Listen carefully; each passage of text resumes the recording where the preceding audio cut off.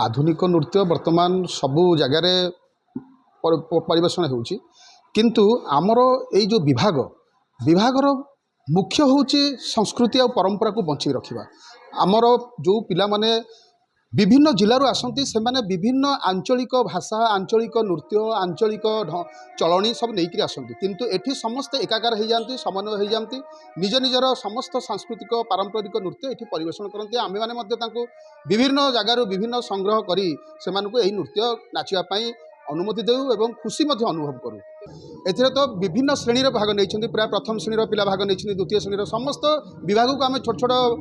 Group रे नृत्य करूँ। छोट पिला विभिन्न पारंपरिक नृत्य शिखिंट एवं भजन जगन्नाथंकर भजन रे गाई आम कौन आधुनिक गीत आधे प्रवेश करनु कि केवल सांस्कृतिक एवं संस्कृति संपन्न एवं विभिन्न लोकनृत्य को ही एथिरे प्राधान्य देइछु।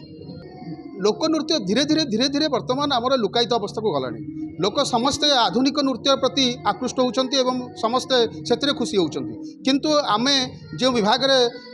चाकरी करूँ जो विभाग रे आमे सेवा देउछु से विभागर मुख्य कर्तव्य है संस्कृति को एवं पारंपरिक नृत्य को